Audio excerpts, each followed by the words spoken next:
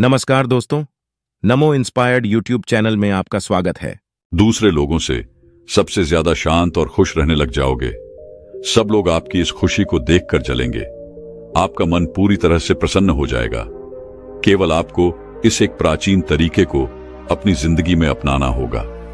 वह तरीका कौन सा है, वही हम आज एक अद्भुत कहानी के माध्यम से आपको बताएंगे। तो चलिए कहानी की शुरुआत करते हैं।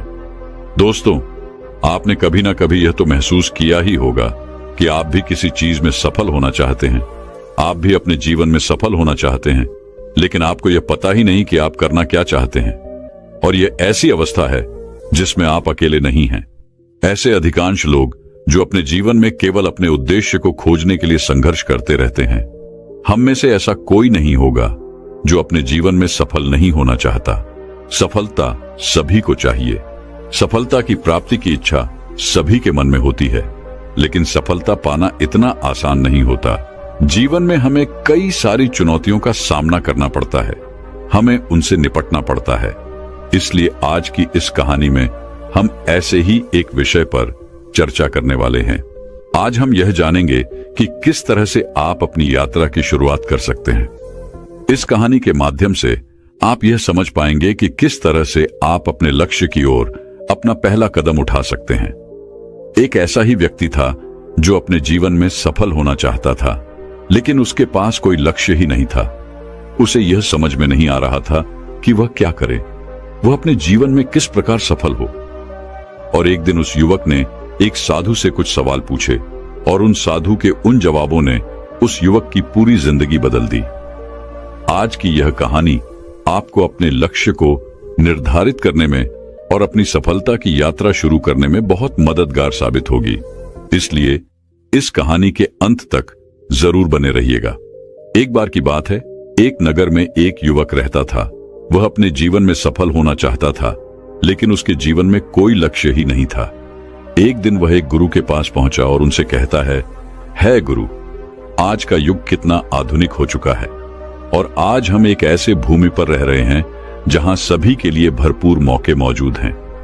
फिर भी ऐसा क्यों होता है कि केवल कुछ ही लोग सफल हो पाते हैं, कुछ ही लोग कामयाब हो पाते हैं, और बचे हुए लोग जिंदगी की इस दौड़ में पीछे रह जाते हैं। उन गुरु ने उस युवक की सारी बातें ध्यानपूर्वक सुनी और उसके इस प्रश्न का जवाब देते हुए कहते हैं, बेटा चलो, ऐसे लोगों का एक उदाहरण देकर मैं तुम्हें समझाने का प्रयास करता हूं कि आखिर कुछ ही लोग अपने जीवन में क्यों सफल हो पाते हैं। जो 25 की उम्र में अपने काम की शुरुआत तो करते हैं, लेकिन वह आखिर तक अपने लक्ष्य तक पहुंच नहीं पाते। क्या तुम ये अंदाजा लगा सकते हो, ये 60 की उम्र तक पहुंचते पहुंचते ये लोग जीवन के किस मुकाम पर होंगे। इन लोगों का मानना है, और इन्हें पूरा विश्वास भी है, कि 25 की उम्र में शुरुआत करने से ये लोग जरूर कामयाब हो जाएंगे। और अगर तुम इनमें से किसी से भी ये पूछोगे कि क्या तुम अपने जीवन में कामयाब होना चाहते हो, तो उनका जवाब निसंदेह यही होगा कि हां, मैं अवश्य ही कामयाब होना चाहता हूं। उस वक्त जब तुम उन लोगों को देखोगे तो उन पर ध्यान दोगे, तो तुम्हें पता चलेगा कि उन लोगों में जीवन को जीने के प्रति जुनून है, जोश है। उनकी आंखों में एक अजीब सी चमक है, और उनका हाव भाव भी पक्के इरादे वाला है। उनका जीवन एक दिलचस्प सफर की तरह है, लेकिन 60 की उम्र तक आते आते जानते हो क्या होगा। इस पर वह युवक हाथ हिलाते हुए गुरुवर से कहता है, नहीं, मैं नहीं जानता। तभी आगे वह गुरुवर उस युवक से कहते हैं, इनमें से केवल एक व्यक्ति अपनी मनचाही सफलता हासिल कर पाएगा, और ऐसा तुम्हें कोई सैकड़ों में एक ही मिलेगा। उनमें से 5 अब भी सफलता के लिए संघर्ष कर रहे होंगे, और बाकी के 94 हार मान चुके होंगे, या फिर असफलता के ऐसे दलदल में नीचे दब चुके होंगे जहां से वापस लौटना नामुमकिन है, और जीवन की बुनियादी जरूरतों के लिए भी वह दूसरों पर निर्भर होंगी। जरा सोचो कि 100 में से सिर्फ 5 लोग ही जीवन के किसी मुकाम तक पहुंच पाते हैं। लेकिन आखिर क्या वजह है कि आखिर इतने सारे लोग जिन्होंने एक साथ सफर शुरू किया था, उनमें से केवल 5 लोग ही सफल हो पाए। उस चमक और उस जोश का क्या हुआ जो 25 की उम्र में उनके अंदर कूट कूट कर भरी हुई थी? क्या हुआ उनके सपनों का? क्या हुआ उनकी उम्मीदों का? क्या हुआ उनके पक्के इरादों का? जब इन्होंने सफर शुरू किया था तब तो इन्होंने कई तरह के मुकाम हासिल करने की सोची थी। इन्होंने अपनी जिंदगी में बहुत कुछ करना चाहा था, लेकिन वास्तविकता में यह जो कर पाए उसके बीच में आखिर इतना अंतर क्यों है? इस पर वह व्यक्ति उन गुरु की बात काटते हुए कहता है गुरुवर, जब आप यह कह रहे हैं कि 100 में से कोई 5 लोग ही अपने लक्ष्य को पाने में सफल हो पाते हैं, तो क्या आपको हमें सफलता का वह रहस्य साफ साफ नहीं बताना चाहिए? इस पर वह गुरुवर मुस्कुराते हुए उसी वक्त से कहते हैं, बेटा, अब मैं तुम्हें सफलता का वो रहस्य बताने जा रहा हूं। इसे बहुत ध्यानपूर्वक सुनना और इसे समझने का प्रयास करना। सफलता का रहस्य बस इतना सा ही है कि जब आप किसी निश्चित लक्ष्य को साफ साफ तय करते हैं, अर्थात आपको यह पूरी तरह से पता है कि आपको कहां जाना है और क्या पाना है, और आप उसी सोच के साथ, उसी समझ के साथ उस दिशा में आगे बढ़ते रहते हैं, तो आप एक ना एक दिन अपने लक्ष्य को पा ही लेते हैं। अर्थात यदि कोई इंसान ये पहले से ही तय किए हुए है कि उसका लक्ष्य क्या है और उसे कहां जाना है, उसका लक्ष्य एकदम मजबूत और पक्का है और जिसमें कोई बदलाव नहीं होता, उसकी दिशा में वह लगातार यदि काम कर रहा है और अच्छे से जानता है कि वह कहां जा रहा है और उसे कहां जाना है, तो वही इंसान वास्तविकता में कामयाब हो पाता है।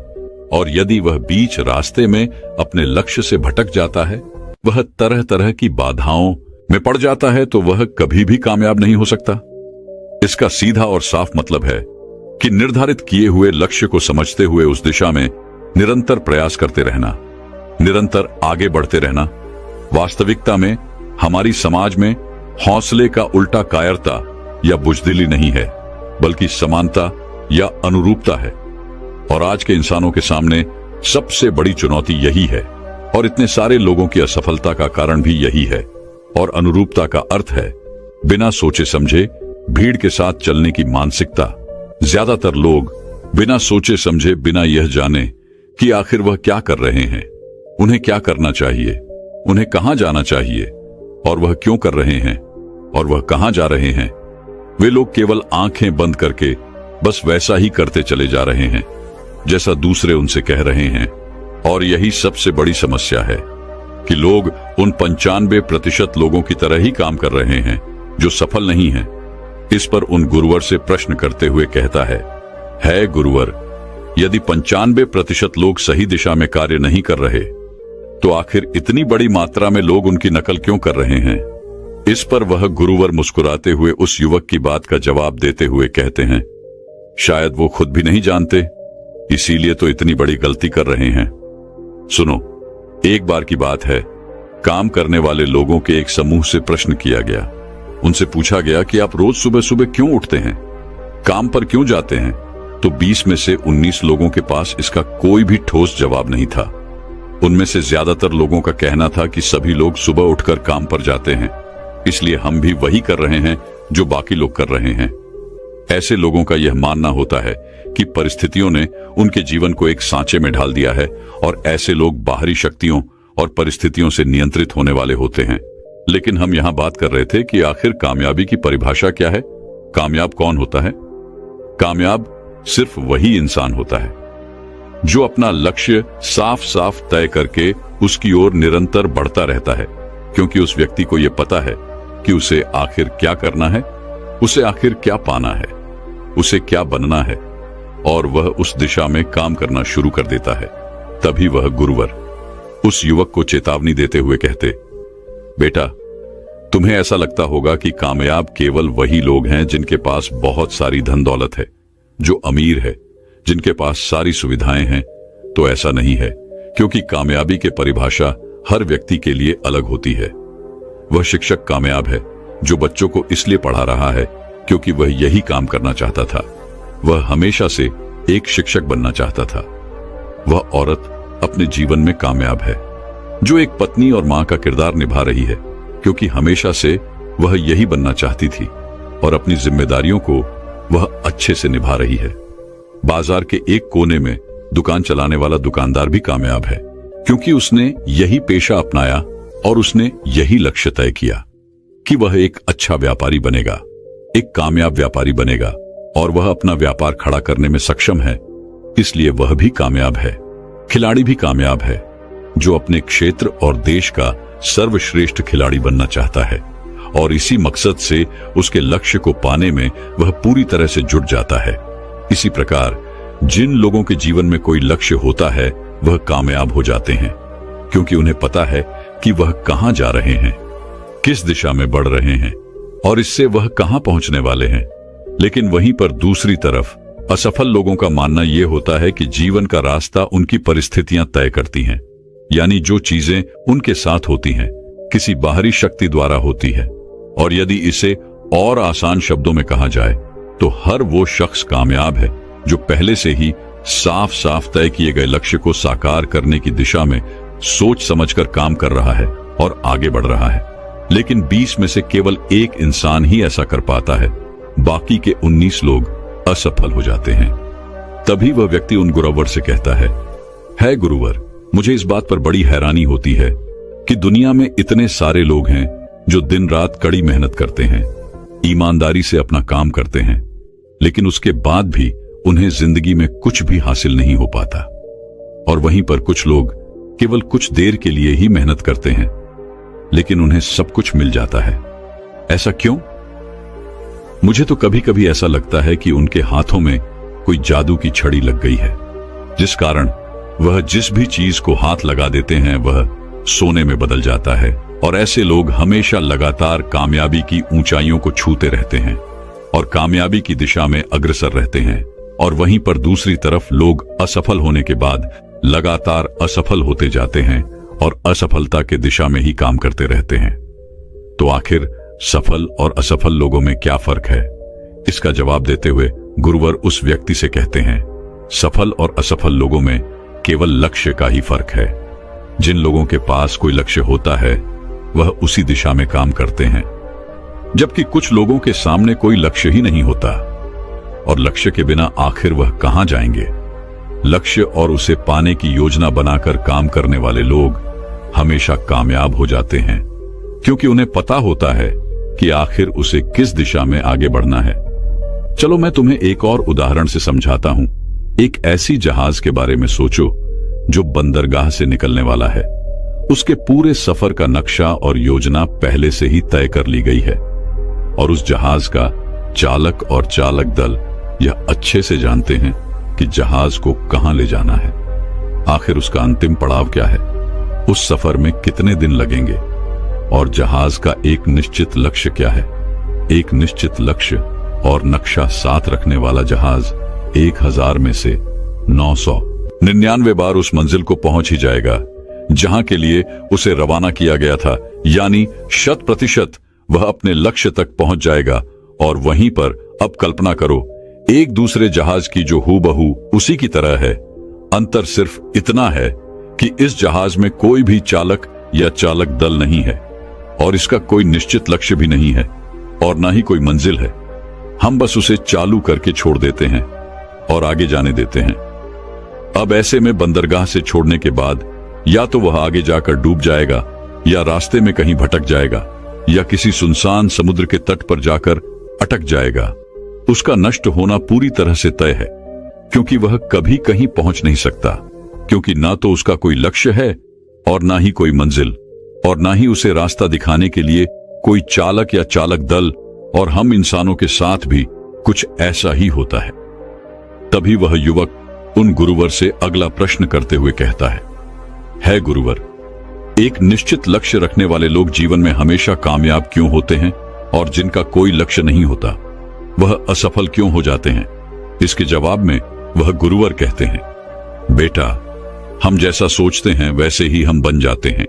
इतिहास में आज तक जितने भी महान और बुद्धिमान शिक्षक, संत या पैगंबर हुए हैं, बस इस एक बात पर पूरी तरह से सहमत है कि इंसान जैसा सोचता है वैसा ही बन जाता है, क्योंकि एक आदमी का जीवन उसके विचारों से बनता है, यानी उसका जीवन वैसा ही होता है जैसा उसके विचार होते हैं, जैसा वह दिन भर सोचता है। अगर आदमी चाहे थोड़ा धैर्य रखें तो वह हर चीज हासिल कर सकता है। वह इंसान जिसके पास एक निश्चित लक्ष्य होता है वह उसे हर हाल में पूरा करने का प्रयास करता है, और अगर उसमें पक्का इरादा हो तो उसे कोई नहीं रोक सकता, क्योंकि वो अपने लक्ष्य को पाने के लिए अस्तित्व को भी दांव पर लगाने के लिए तैयार है। इंसान अपनी सोच और अपने विचारों में बदलाव लाकर अपने जीवन को बदल सकता है। देखते ही देखते तुम्हारी सोच और तुम्हारे जीवन का एक ऐसा गहरा रिश्ता बन जाता है कि तुम्हारी इच्छाएं हकीकत में बदलने लगती हैं। और वास्तविकता में इस प्रक्रिया में हमारी सोच, हमारी भावनाएं और आदतें इस प्रकार घुल मिल जाती हैं कि हमारा विश्वास सच बनकर हमारे सामने आ जाता है। यदि तुम किसी विशेष चीज के बारे में अत्यधिक सोचते हो और उस पर इतना भरोसा करते हो कि यह तो होना ही है या किसी भी हालत में टल नहीं सकता, तो निश्चित रूप से तुम उसे हासिल कर ही लोगे। वहीं पर यदि तुम चाहते हो कि तुम अमीर बनो और तुम्हारे दिल इच्छा भी यही है कि तुम अमीर बनना चाहते हो, तो तुम बेशक ही अमीर बन जाओगे। अगर तुम बुद्धिमान बनना चाहते हो तो तुम बुद्धिमान बनोगे। इसी तरह अगर तुम एक बेहतर इंसान बनना हो तो तुम जरूर ही पहले से कहीं बेहतर इंसान बन जाओगे। बस तुम्हें में एक बात हमेशा ध्यान में रखनी है कि किसी भी चीज या एक लक्ष्य पाने के लिए अपने भीतर एक मजबूत इच्छा शक्ति को विकसित करना है। और इस दौरान तुम्हारे सामने, तुम्हारे आंखों में केवल एक ही लक्ष्य होना चाहिए। ऐसा नहीं होना चाहिए कि एक ही समय पर कई अलग अलग चीजें तुम्हारे मन में आ रही हों और तुम्हारा ध्यान भटका रही हों, क्योंकि जो विश्वास करता है उसके लिए सब कुछ मुमकिन है। ब्रह्मांड के सबसे महान नियमों से एक नियम यह भी है कि अगर हमारी सोच नकारात्मक है तो हमें नकारात्मक परिणाम ही मिलेंगे। और देखा जाए तो यह बहुत ही साधारण सा सच है जो जीवन में कामयाबी और समृद्धि का आधार भी है। क्योंकि अविश्वास यानी खुद पर संदेह करना, खुद की सफलता पर शक करना, जो असफलता की निशानी है, हमारी शंकाएं, हमारा आत्मसंदेह इतना खराब होता है कि वह हमें कोशिश करने से ही डरा देता है। और जिन मौकों को हम आसानी से जीत सकते हैं, जिन मौकों को हम आसानी से जीत हासिल कर सकते थे, उन मौकों पर भी हम बुरी तरह से हार जाते हैं। जैसा कि मैंने पहले कहा, हम जैसा सोचते हैं वैसे ही बन जाते हैं। इसलिए अगर कोई आम आदमी है और उसके जीवन में कोई लक्ष्य नहीं है, उसे यह पता ही नहीं कि उसे कहां जाना है, और जो इसी संदेह में जी रहा है, जो डर और चिंताओं में घिरा हुआ है, वह वैसा ही बन जाएगा जैसा वह सोच रहा है। अगर कोई इंसान किसी भी चीज के बारे में सोच ही नहीं रहा तो अंत में वह कुछ भी नहीं बन पाएगा, कहीं भी नहीं पहुंच पाएगा, क्योंकि उसके मन में कोई विचार है ही नहीं, उसके जीवन में कोई लक्ष्य है ही नहीं। वह जहां का कहां वहीं रह जाएगा। तभी वह युवक उन गुरुवर से कहता है गुरुवर, आखिर हम जैसा सोचते हैं वैसे ही क्यों बन जाते हैं? इसके जवाब में वह उस युवक को कहते हैं, बेटा कल्पना करो कि किसान के पास एक छोटी सी जमीन है और यह जमीन बहुत उपजाऊ है। किसान उस जमीन में अपनी इच्छा के अनुसार कोई भी बीज बो सकता है। जमीन को इस बात से कोई फर्क नहीं पड़ने वाला कि उसमें क्या बोया जा रहा है। यह फैसला पूरी तरह से किसान पर निर्भर करता है। ठीक उसी तरह हमारा मन भी एक जमीन की तरह ही है और यह बहुत उपजाऊ है। मन को भी इस बात से कोई फर्क नहीं पड़ता कि हम उसमें क्या और कब बोल रहे हैं, हम कौन से विचार उसमें रखते हैं। उसमें जो कुछ भी रखा जाएगा वह वैसे ही फसल देंगे। उदाहरण के लिए हम अपने मन में सकारात्मक विचार रखते हैं तो हम सफलता की फसल काटेंगे, और अगर हम मन में नकारात्मक विचार रखते हैं तो हम असफलता का सामना करेंगे। याद रखो, जमीन को इस बात से फर्क नहीं पड़ता कि वह आम है या बबूल। यह तो बस उसके अंदर डाला गया वह बीज है जो आगे चलकर पौधे का रूप लेता है, पौधे से पेड़ का रूप, और उसके बाद वह आपको वैसे ही फल देता है जिस विचार के साथ आपने उसे बोया था। हमारा मन एक जमीन की दुनिया में कहीं ज्यादा उपजाऊ और चमत्कारिक है।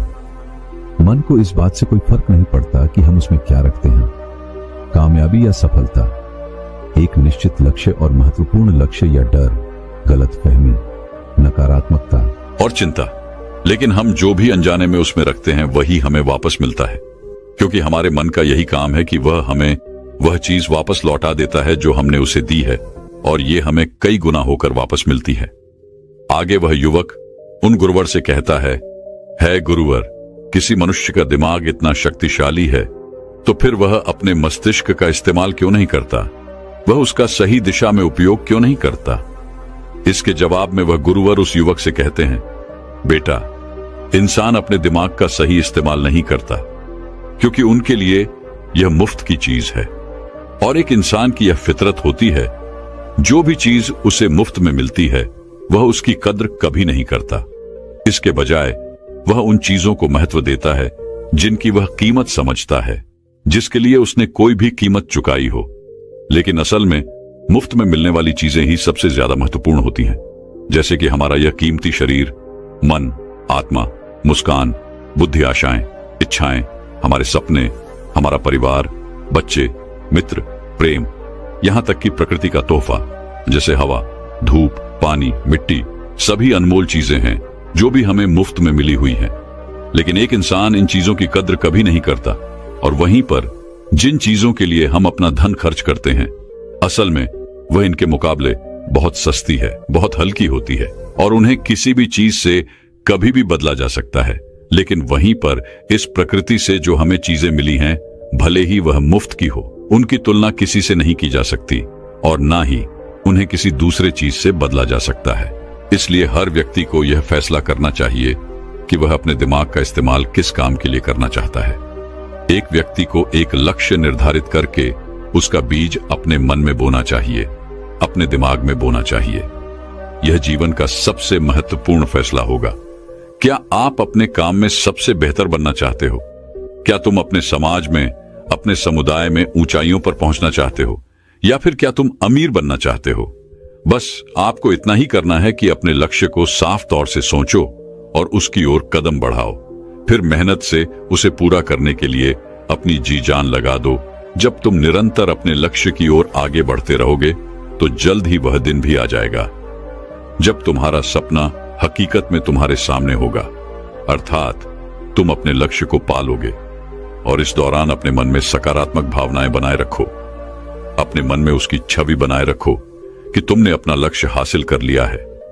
तो तुम अपनी सोच और समझ के साथ आगे बढ़ो, काम करो, अपने सपने की दिशा में निरंतर प्रयास करते रहो।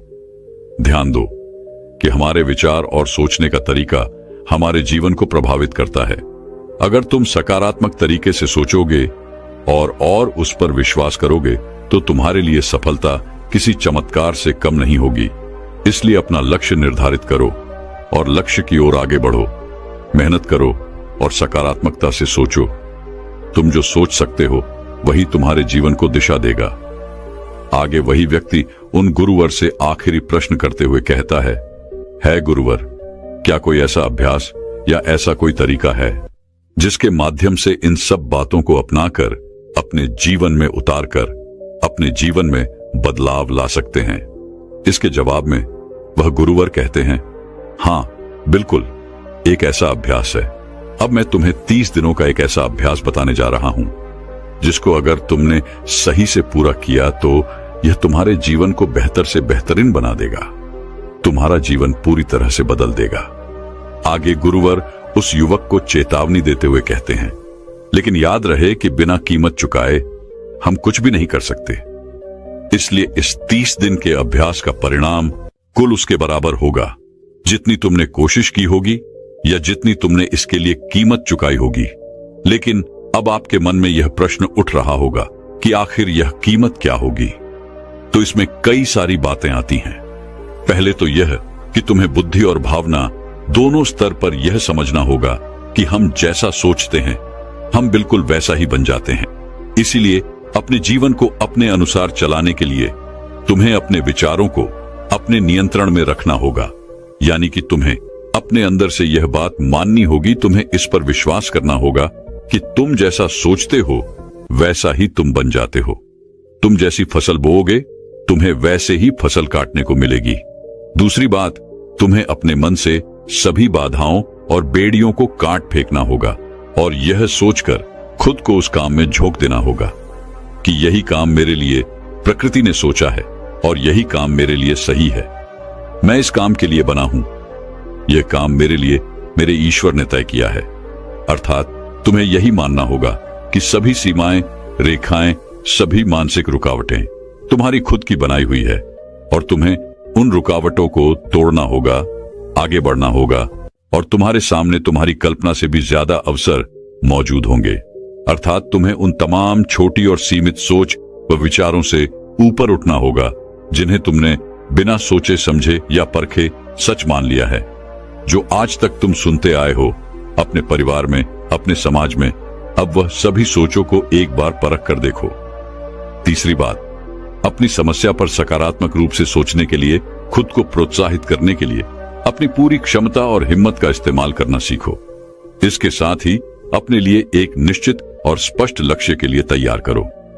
अपने दिमाग को अपने लक्ष्य के बारे में सभी संभव गुणों से विचार करने का अवसर देना होगा। अपनी कल्पना को खुली छूट देनी होगी ताकि वह हर संभव समाधान की खोज कर सके।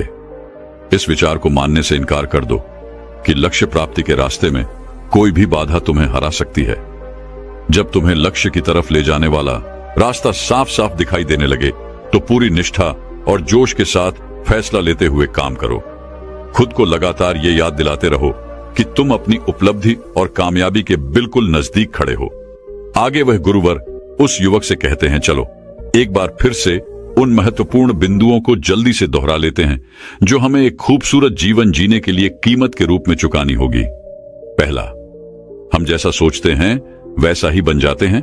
दूसरा, कल्पना की शक्ति को समझो और अपने दिमाग को ऊंची उड़ान भरने दो। तीसरा, हिम्मत और हौसला रखते हुए अपने लक्ष्य की ओर आगे बढ़ो। पूरी लगन और एकाग्रता के साथ डट कर लगे रहो और साथ ही साथ यह बात भी याद रखो कि कोई विचार तब तक बेकार और मामूली होता है जब तक हम उस पर काम नहीं करते। और अब मैं तुम्हें 30 दिनों का वह अभ्यास समझाने जा रहा हूं, इसलिए इसे ध्यानपूर्वक सुनना और समझना। लेकिन उससे पहले अपने दिमाग में ये बात अच्छी तरह से बैठा लो कि इस अभ्यास में तुम्हें कुछ भी खोना नहीं है, बल्कि संभावना है कि तुम बहुत कुछ पा सकते हो। दो बातें हम सभी पर लागू होती हैं कि हम सभी कुछ न कुछ चाहते हैं। हम सभी किसी न किसी चीज से डरे हुए हैं। मैं चाहता हूं कि तुम उस डर को अभी के अभी कागज पर देखो। वह क्या चीज है जिसे तुम हद से ज्यादा चाहते हो और तुम उसे अपने जीवन में पाना चाहते हो। वह कुछ भी हो सकता है, जैसे एक अच्छी नौकरी, ज्यादा पैसा कमाना, या फिर तुम एक बड़ा घर चाहते हो, या फिर अपने परिवार में ज्यादा प्रेम या तालमेल लाना चाहते हो, फिर जिंदगी में कोई खास मुकाम हासिल करना चाहते हो। तुम जो भी सपने को पूरा करना चाहते हो उसे कागज पर साफ साफ लिखो कि आखिर तुम क्या चाहते हो। और फिर इस बात को ध्यान रखो कि अगले 30 दिनों तक केवल यही तुम्हारा इकलौता और निश्चित लक्ष्य होगा। तुम्हें इसे किसी को दिखाने की जरूरत नहीं है, लेकिन इसे हमेशा अपने साथ रखो ताकि तुम दिन में इसे कई बार देख सको। इस पेपर पर लिखे गए लक्ष्य को सुबह उठते ही अपने मन में दोहराओ। दिन भर सकारात्मक तरीकों से उसके बारे में सोचो। दिन भर में जब भी तुम्हें मौका मिले तो इस कागज को जरूर एक बार देखो और उसे जोर जोर पढ़ो। रात को सोने से ठीक पहले भी इसे देखना मत भूलना और इसे जोर जोर से जरूर पढ़ना। और जब भी तुम इसे देख रहे हो तो अपने मन में यह पूरा विश्वास रखना कि तुम एक ना एक दिन ऐसे अवश्य बन जाओगे जिसके बारे में तुम सोच रहे हो, जिसे तुम बार बार देख रहे हो, क्योंकि इसे देखते समय तुम अपने लक्ष्य के बारे में सोच रहे हो। और यह मान लो कि तुम बहुत जल्द अपने लक्ष्य को हासिल भी कर लोगे। वास्तविकता में जिस क्षण हम उसे लिखते हैं और इसके बारे में सोचना शुरू करते हैं, उसी क्षण से यह तय हो जाता है कि आप इस लक्ष्य को अवश्य पाकर रहेंगे और इसकी प्रक्रिया शुरू हो जाती है। अर्थात यह लक्ष्य अब हमारा है और यह हमारा अगला काम है। जिस चीज से भी तुम्हें डर लगता हो उसके बारे में सोचना बिल्कुल बंद कर दो। जब भी तुम्हारे मन में कोई डर या नकारात्मक विचार आए तो मन में अपनी सकारात्मक और सार्थक लक्ष्य के बारे में उसे अच्छी तरह से समझाओ। उसकी मानसिक तस्वीर की कल्पना करो और इसे आज से ही शुरू कर दो। लेकिन इस 30 दिन के दौरान एक ऐसा वक्त भी आएगा जब तुम थक कर हार मान जाओगे। तुम्हें लगने लगेगा कि यह सब बेकार है। इन सब चीजों से कोई फर्क नहीं पड़ता, क्योंकि व्यक्ति के लिए सकारात्मक सोचने की तुलना में नकारात्मक सोचना ज्यादा आसान होता है। और यही कारण है कि 100 में से केवल 5 लोग ही कामयाब हो पाते हैं। लेकिन तुम्हारी कोशिश यह होनी चाहिए कि तुम उन 5% लोगों में अपनी जगह बना सको, और इसके लिए तुम्हें अभी से शुरुआत करनी होगी। इन 30 दिनों के लिए तुम्हारे दिमाग का नियंत्रण पूरी तरह से तुम्हारे हाथ में होना चाहिए और इस दौरान दिमाग को केवल वही सोचना होगा जिसकी इजाजत तुम उसे दोगे। और इस 30 दिनों के भीतर इस परीक्षण के दौरान तुम्हें हर दिन उससे भी ज्यादा काम करना होगा जितना तुम पहले करते थे। और इन सभी के अलावा एक जोशीला और उत्साहित रूप बनाए रखने के लिए कोशिश करना। पहले से भी ज्यादा प्रयास करो, अपने लक्ष्य ध्यान में रखते हुए करो कि तुम्हें जीवन में ठीक उसी के बराबर कुछ मिलेगा जितना तुम उसमें लगाओगे। जिस पल हम किसी लक्ष्य पर काम करने का फैसला कर लेते हैं उसी पल हम कामयाब इंसान बन जाते हैं और उन गिने चुने खास लोगों में आ जाते हैं जो अच्छे से जानते हैं कि वे कहां जा रहे हैं। और इसके बाद हम 100 में से शेष 5 लोगों की गिनती में आ जाते हैं। अपने मन से पूरी तरह से चिंता मिटा दो कि तुम अपने लक्ष्य को कैसे हासिल करोगे। ये सोचना तुम बिल्कुल बंद कर दो कि तुम वहां तक कैसे पहुंचोगे। इसे उस शक्ति के ऊपर छोड़ दो जो तुमसे भी कहीं ज्यादा सक्षम और ताकतवर है। तुम्हें बस यह पता होना चाहिए कि तुम किस दिशा में और कहां जा रहे हो। बाकी जो भी सवाल तुम्हारे सामने आएंगी, समय के साथ उनका जवाब खुद ब खुद तुम्हें मिलता जाएगा। तुम पुराने ग्रंथों में बताई गई इन बातों को याद रखो और अपने अभ्यास के दौरान हर दिन अपने सामने रखो और सवाल पूछो और उसका जवाब तुम्हें मिल जाएगा। खोजो और तुम उसे पालोगे। दस्तक दो और तुम्हारे लिए दरवाजा जरूर खुलेगा, क्योंकि हर एक इंसान जो कुछ जानने की इच्छा रखता है उसे जवाब मिलता है, जो खोजता है उसे वह चीज मिल जाती है और जो दस्तक देता है उसके लिए दरवाजा भी जरूर खुलता है। ये शब्द जितना सरल है उतना ही चमत्कारिक भी है। दरअसल यह नियम इतना आसान है कि हमारे मुश्किल शब्दों में उलझकर इसे समझना और भी मुश्किल होगा। इसलिए बस तुम्हें जरूरी यह है कि तुम इन 30 दिनों के दौरान तुम्हारे सामने एक स्पष्ट लक्ष्य हो और उसे पूरा करने का एक जुनूनी विश्वास भी हो। तुम चाहे किसी भी काम से जुड़े हो, लेकिन इन 30 दिनों के दौरान अपना सर्वश्रेष्ठ प्रदर्शन करो, कुछ इस तरीके से जैसे तुमने आज तक पहले कभी न किया हो। और देखते ही देखते तुम्हारे जीवन का जो नया पहलू तुम्हारे सामने आएगा उसे देखकर तुम खुद भी हैरान होगे। ऊपर बताए गए नियमों को अपनाकर तुम उन गिने चुने भाग्य सारे लोगों में से एक बन जाओगे जो शांत, खुशहाल और कामयाब जीवन जी रहे हैं। तो फिर देर किस बात की है? तुम्हारे पास खोने के लिए कुछ नहीं, लेकिन पाने के लिए बहुत कुछ है, यानी कि एक बिल्कुल नया जीवन जो तुम्हारा इंतजार कर रहा है। बस वो यही चाहता है कि तुम पहला कदम उठाओ और आगे बढ़ो। अपना लक्ष्य निर्धारित करो और उस पर निरंतर कार्य करो। इतना कहकर वह गुरु शांत हो गए और युवक को भी सारी बातें अच्छी तरह से समझ में आ चुकी थीं। उस युवक ने उनको रुको प्रणाम किया और अपने घर लौट गया और उसने आज से ही 30 दिनों का अभ्यास करना शुरू कर दिया। तो दर्शकों, अब चलिए जानते हैं कम समय में सबसे बड़ा और कठिन लक्ष्य कैसे प्राप्त किया जा सकता है। इस विषय पर अगली रोचक कहानी की शुरुआत कुछ इस प्रकार होती है। दोस्तों, एक बार की बात है, एक सम्राट का छोटा भाई सम्राट के सिंहासन पर बैठकर अपने मंत्रियों के सामने बड़ी बड़ी बातें कर रहा था। वह सभी मंत्रीगण से कहता है, आखिर मुझे समझ क्यों नहीं आता कि सम्राट राज्य कोष को इन भिक्षुओं और सन्यासियों पर क्यों न्यौछावर कर देते हैं, जिसके लिए लोग कठोर परिश्रम करते हैं, मेहनत करते हैं, तब जाकर उन्हें यह धन प्राप्त होता है। और इन सन्यासी को, इन भिक्षुओं को सम्राट ये सब इतनी आसानी से दे देते हैं। आखिर ये सब विलास नहीं तो क्या है? अगर ये धन मुझे मिला होता तो मैं कितना कुछ कर लेता। मैं अपने महल को और खूबसूरत बनाता, अपने महल के भीतर सुंदर मूर्तियां तैयार करवाता, पूरे राज्य में जगह जगह उद्यान बनवाता और यह दुनिया घूमता, लोगों से मिलता, लोगों को जानता और किसी ताकतवर राज्य की सुंदरी अर्थात राजकुमारी से शादी भी कर लेता। लेकिन हमारे राज्य के सम्राट तो इन सन्यासियों और भिक्षुओं पर धन लुटा रहे हैं। याद रखना, जिस दिन मेरे हाथों में यह राज्य आ जाएगा और जिस दिन से मेरे हाथों में यह अधिकार आ जाएगा, उस दिन से ही मैं यह सारे खर्च बंद कर दूंगा। इस प्रकार सम्राट का छोटा भाई मंत्रियों के सामने अपनी बड़ी बड़ी डींगे हाँक रहा था और वह यह भूल चुका था कि वह सम्राट के सिंहासन पर बैठा हुआ है। इधर वह सम्राट का छोटा भाई लगातार एक पर एक बातें कहे जा रहा था, लेकिन उधर दूसरी तरफ मंत्रियों को यह पता था कि सिंहासन के पीछे सम्राट स्वयं खड़े हैं और वह सारी बातें सुन रहे हैं। तभी अचानक सम्राट अपने छोटे भाई के सामने आगे आए और अपने छोटे भाई से कहते हैं, अच्छा, तो मेरा छोटा भाई राज्य अपने हाथों में लेना चाहता है और राजगद्दी पर बैठकर वह मेरे ही खिलाफ षड्यंत्र रच रहा है।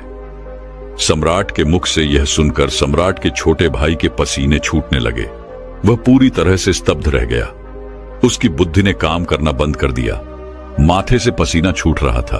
उसके बाद बड़ी मुश्किलों से डरते हुए हिम्मत जुटाकर सम्राट के छोटे भाई ने सम्राट से कहा, सम्राट, मेरा मतलब यह नहीं था।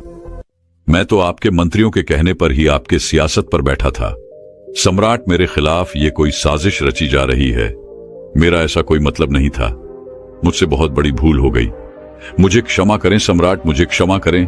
इस पर सम्राट क्रोधित होते हुए अपने छोटे भाई से कहता है, भूल तुमसे नहीं, बल्कि भूल तो मुझसे हो गई जो मैंने अपने छोटे भाई को युवराज के तौर पर देखा और उसे युवराज घोषित कर दिया। उसके बाद सम्राट ने तुरंत ही अपने सिपाहियों को आदेश दिया और कहा, सिपाहियों, इसे दूर जंगल में ले जाओ और राजद्रोह के अपराध में इसका सर काट दो। सम्राट के एक आदेश पर सभी सिपाही सम्राट के छोटे भाई को पकड़कर जंगल ले जाने लगे। तभी वहां पर उस राज्य के राजगुरु भी थे। इस बार उन राजगुरु ने सम्राट से कहा, हे राजन, आप अपने भाई के निर्मम हत्या का पाप अपने से क्यों लेना चाहते हैं? मेरी आपसे विनती है कि इसे ऐसी सजा सुनाइए जिससे ये सबक सीख सके और इसे अपनी गलती का एहसास हो सके। राजगुरु के साथ साथ वहां का सारा मंत्रीगण भी राजगुरु के साथ था। वह उनकी बात से सहमत था।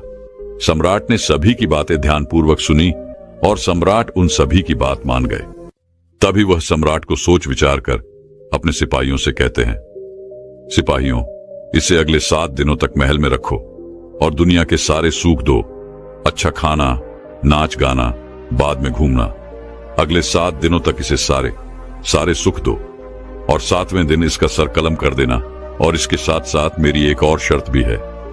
हर दिन इसे कोई याद दिलाता रहेगा कि इसकी मृत्यु 7वें दिन होनी है। इसे 7वें दिन बांध दिया जाएगा। यह सुन सम्राट का भाई रोने लगा, विलाप करने लगा। वह क्षमा की याचना करने लगा, लेकिन सम्राट ने एक नहीं सुनी। सम्राट के आदेश पर सैनिक उसे खींचकर राज दरबार ले गए और उसे आलीशान महल में कैद कर दिया। 7 दिन उसकी खूब सेवा की गई। नाच गाना, खाना पीना सब कुछ उसे दिया गया, पर कोई न कोई राज दरबार का व्यक्ति उसे यह याद दिला ही देता था कि 7वें दिन उसकी मृत्यु तय है। 7वें दिन उसका सर धड़ से अलग कर दिया जाएगा। देखते ही देखते पूरे 6 दिन निकल गए। आखिरी दिन जब सिपाही युवराज को लेने आए, इस पर युवराज उन सिपाहियों से कहता है, आज मेरे जीवन का आखिरी दिन है और मेरी एक आखिरी ख्वाहिश है। इस पर एक सिपाही युवराज से पूछता है, बोलो, तुम क्या चाहते हो? युवराज कहते हैं, मुझे बस एक बार अपने भाई से मिलना है। मैं आखिरी बार बस अपने भाई से मिलना चाहता हूं। युवराज की फरियाद राज दरबार में पहुंचाई गई और सम्राट तुरंत ही युवराज से मिलने के लिए निकल पड़े। कुछ देर बाद जब सम्राट राजकुमार के पास पहुंचे तो राजकुमार ने सम्राट से कहा, भैया, मेरा एक सवाल है। इस पर सम्राट राजकुमार से कहते हैं, पूछो, तुम क्या पूछना चाहते हो? इस पर युवराज सम्राट से कहते हैं, महाराज, जब आप पीछे छुपकर सब सुन रहे थे, आप जानते थे कि मैं आपके विरुद्ध कोई भी षड्यंत्र नहीं रख रहा था। मैं तो केवल उन सन्यासियों, उन भिक्षुओं को दान देने की असहमति जता रहा था। फिर इसमें मैंने ऐसा क्या पाप कर दिया? फिर आपने मुझे इतने विचित्र सजा क्यों सुनाई? इससे तो अच्छा था कि आप उसी दिन मेरा सर मेरे धड़ से अलग कर देते। इस तरह से रोज रोज मरने से एक बार मरना अच्छा होता। फिर आखिर आपने ऐसा क्यों किया? वह सम्राट बहुत ज्ञानी था। वह अपने छोटे भाई से कहता है, युवराज, तुम्हें इसका जवाब अभी मिल जाएगा, लेकिन उससे पहले तुम मुझे यह बताओ कि पिछले 7 दिनों में तुम्हें कितने सुख मिले? इस पर युवराज आश्चर्यचकित होकर सम्राट से कहता है, कौन से सुख महाराज, जिसके सर पर सतत मृत्यु नाच रही हो, जिसे हर पल आने वाले मृत्यु की याद दिलाई जा रही हो? क्या वह अपने जीवन में सुखी रह सकता है? वह अपने जीवन को सुखी सुखी कैसे बिता सकता है? हर पल मेरे सामने स्वादिष्ट भोजन थे, लेकिन वो गले से नीचे नहीं उतर रहे थे। दुनिया के सारे भोग विलास मेरे सामने थे, लेकिन उसके बाद भी उसमें कोई रस नहीं था। मेरे मन में तो बार बार केवल एक ही विचार आ रहा था कि जीवन में ऐसे कितने सारे काम थे जो मैं कर सकता था, लेकिन मैंने ऐसा कुछ भी नहीं किया। मैं कुछ जानना चाहता था, सीखना चाहता था, लेकिन अब मेरे पास वक्त नहीं है। मैं अब कुछ भी नहीं कर सकता। इन 7 दिनों में मेरी आंखों के सामने हमेशा मेरी मृत्यु नाच रही थी, इसलिए मुझे सब कुछ व्यर्थ नजर आ रहा था, सब कुछ नश्वर नजर आ रहा था। सारे शारीरिक सुख भी मुझे दुख के समान लग रहे थे। ऐसे में मैं भला सुख कैसे भोग सकता हूं? इस पर सम्राट मुस्कुराने लगे और अपने छोटे भाई अर्थात युवराज से कहते हैं, युवराज, तो मैं यह विचित्र सजा इसीलिए सुनाई गई थी ताकि तुम अपनी गलती का एहसास कर सको, और तुम बिल्कुल सही समझ रहे हो। देखो, जो सतत जीवन की नश्वरता का चिंतन करते हैं, जो ज्ञानी हैं, सन्यासी हैं, जिन्हें हमेशा मृत्यु का बोध रहता है, वह भला कैसे सुख ले सकते हैं? जिनके सामने उनकी मृत्यु नाच रही हो, वह भला अपने जीवन को भोग विलास में कैसे बिता सकते हैं?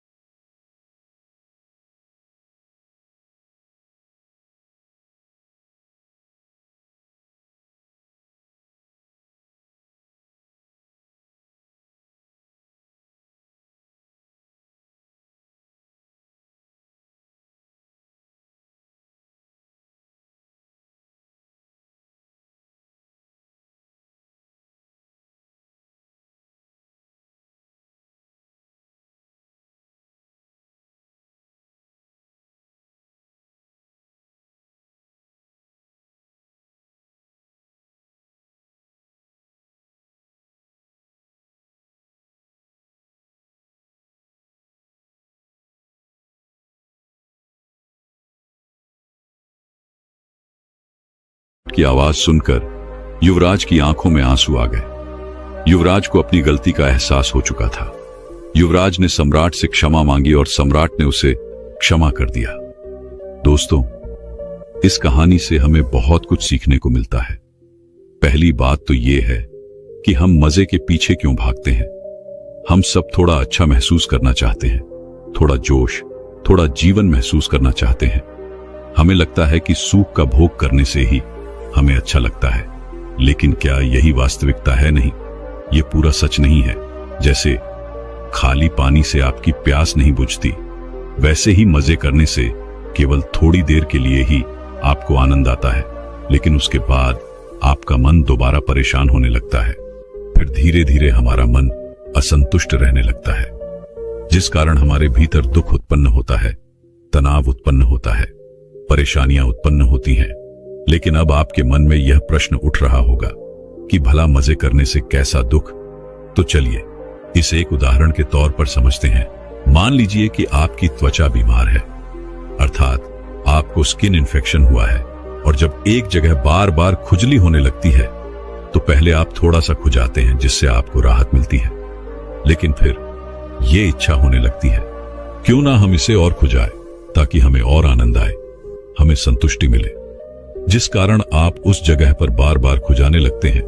लेकिन बार बार खुजाने की वजह से वह जगह अर्थात वो स्किन फट जाती है और देखते ही देखते उसमें घाव बनने लगता है, और तब आपको इस बात का एहसास होता है कि अब इस जगह पर हमें दवाई का इस्तेमाल करना चाहिए, अर्थात हमें दवाई लगानी चाहिए, इसकी मरहम पट्टी करवानी चाहिए, हमें इस जगह को आराम देना बहुत जरूरी है, तब जाकर हमारा यह घाव कहीं पर भर पाएगा और हमें इससे राहत मिलेगी। ठीक इसी तरह से सारे सुख का चक्र भी चलता रहता है। कोई भी सारे सुख में संतुष्ट नहीं रह पाता। जब एक चीज से मन भर जाता है तो हम दूसरी चीज के पीछे भागते हैं। इसी प्रकार जब दूसरी चीज से मन भर जाता है तो हम तीसरी, चौथी और इसी प्रकार तरह तरह की चीजें हम ढूंढते ही रह जाते हैं। जैसे कि आजकल लोग तरह तरह की वीडियोस देखना पसंद करते हैं। कोई वेब सीरीज देखता है तो कोई कॉमेडी वीडियो देखता है, कोई शॉर्ट्स देखना पसंद करता है, और जब इन सब में मन नहीं लगता तो हम समाचार देखने लग जाते हैं। लेकिन फिर भी हमारे मन को संतुष्टि नहीं मिलती और देखते ही देखते यह एक आदत बन जाती है। जिस प्रकार एक शराबी शराब के पीछे भागता है, एक अधिक खाने वाला व्यक्ति खाने के पीछे भागता है और इसमें उनका अधिक से अधिक समय निकल जाता है, और इसी चक्र में हमारे जीवन का अमूल्य समय यूं ही व्यस्त हो जाता है। हमारी सारी ऊर्जा यूं ही नष्ट हो जा रही है, और जब हमें इस बात का एहसास होता है तब हम अपने आप को अपराधी महसूस करते हैं। हमें लगता है कि हम ही वो हैं जिस कारण यह सब कुछ हो रहा है, हम ही अपना समय यूं ही व्यस्त कर रहे हैं।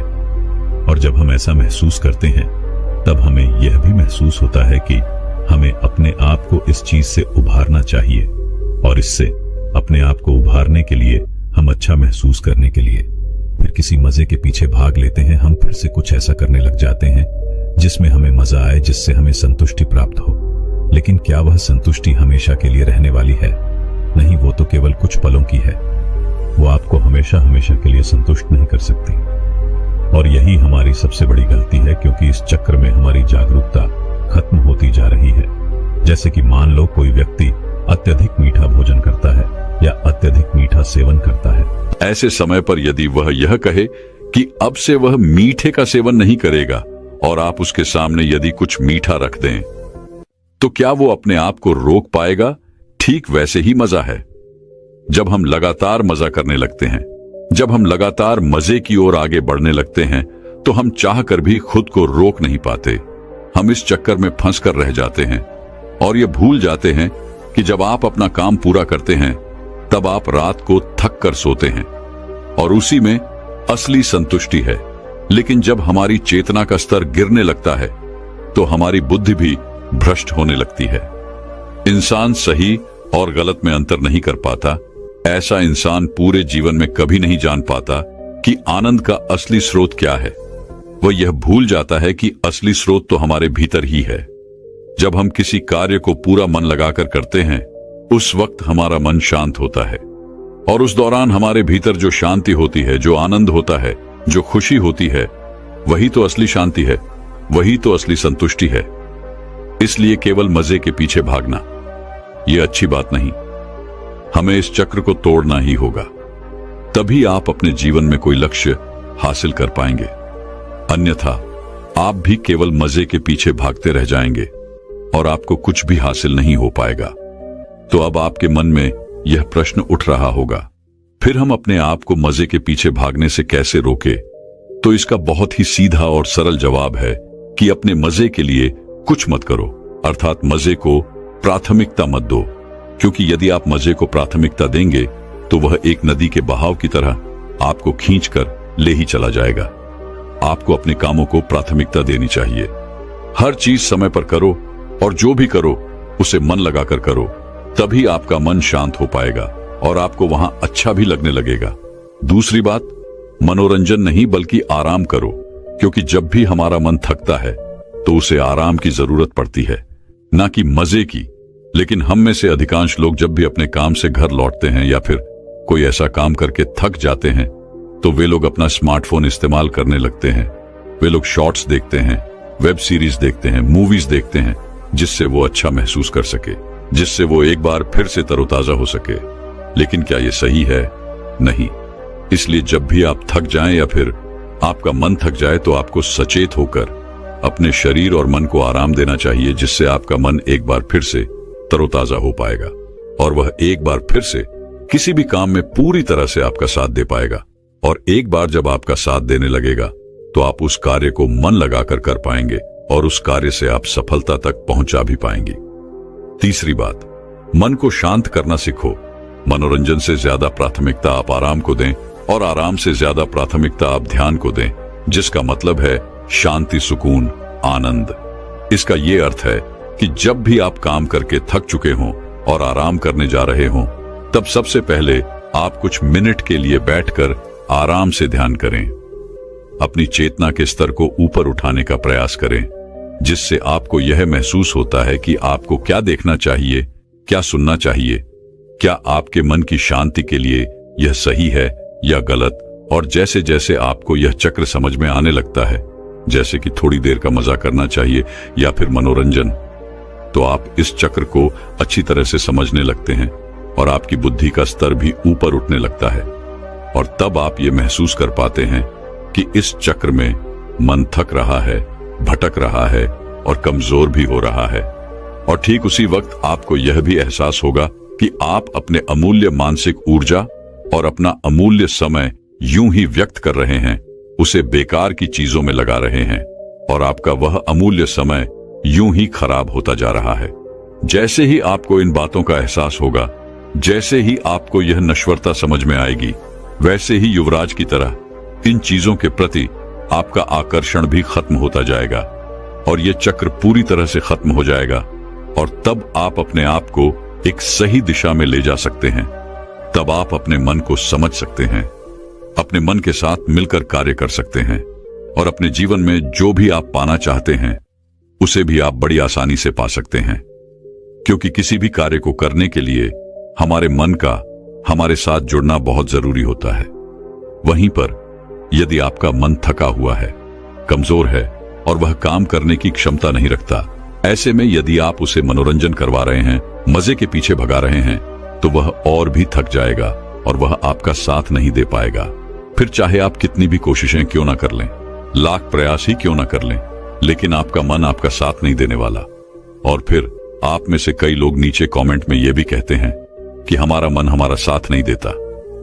हम जब किसी काम को करने जाते हैं तो हमारा मन जुड़ता ही नहीं। तो मुझे उम्मीद है कि आपको आपके प्रश्न का उत्तर मिल चुका होगा। आखिर क्या कारण है जिस वजह से आपका मन आपके साथ जुड़ नहीं पाता और आप किसी भी काम में मन नहीं लगा पाते? तो मुझे उम्मीद है कि अब तक तो आप यह समझ ही चुके होंगे। दोस्तों, मैं उम्मीद करता हूं कि यह कहानी सुनने से आपके जीवन में अच्छे बदलाव आए होंगे। आपको इस वीडियो से क्या सीखने मिला, ये कमेंट करके जरूर बताएं और अपने परिवार, दोस्तों या आपके करीबी इंसान के साथ ये कहानी शेयर करके उन्हें भी इस ज्ञान से परिचित करवाएं। ऐसे ही स्टोरी सुनने के लिए मेरे YouTube चैनल नमो इंस्पायर्ड को सब्सक्राइब करें और बेल आइकॉन दबाना मत भूलें। साथ में मेरे वीडियो को लाइक और शेयर करें। चलिए अगले दिन मिलते हैं नई स्टोरी के साथ। तब तक रखिए अपना बेहतर ख्याल। धन्यवाद।